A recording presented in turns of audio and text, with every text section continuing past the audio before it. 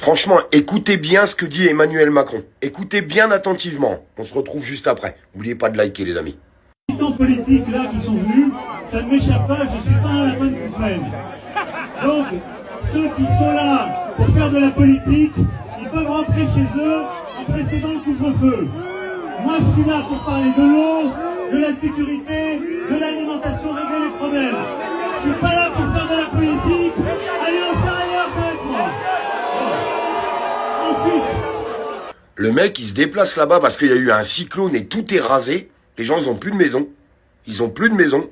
Et il leur dit quoi? Rentrez chez vous. C'est où chez eux? Non, parce que faut quand même avoir du culot pour dire ça. Tu te déplaces parce que tout est rasé, il y a eu un cyclone. C'était des habitations précaires déjà, il n'y a plus rien. Hein. Tout est rasé, complètement rasé. Je pense que vous avez vu les images. Et il leur dit, rentrez chez vous. Macron, tu te rends compte de ce que tu viens de dire à ces gens? Tu viens de leur dire de rentrer chez eux, ils ont plus de chez eux. Ils ont plus rien. Ils ont tout perdu. Ils ont absolument plus rien. Après, il y a un deuxième truc. Tous les médias, vous pouvez allumer la télé, hein, ils disent il y a 25 morts. 25 morts. Les gens qui sont là-bas, les personnes qui sont là-bas, les services de secours qui sont là-bas, d'ailleurs, il y a des tweets qui ont été faits, qui ont été effacés, ils estiment entre 10 et 50 000 morts. C'est terrible, hein, c'est une véritable catastrophe. Pourquoi vous annoncez 25 morts? Soyez honnête avec ce qui se passe. Ah, vous allez annoncer dans 15 jours, 3 semaines, pour calmer un peu le truc. Oui, parce qu'Emmanuel Macron, tu t'es déplacé, mais comme tu le dis, tu t'es déjà déplacé il y a quelques années, en disant que tu allais faire tout ce qu'il fallait. T'as rien fait.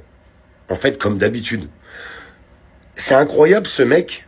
Il a strictement rien fait pour l'outre-mer et nous sur le territoire. Tout ce qu'il a fait, c'est pulvériser la France, l'endetter.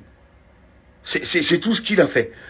Si on fait le bilan d'Emmanuel Macron depuis qu'il est élu président, citez-moi dans les commentaires quelque chose de bien qu'il a fait. Allez-y, hein.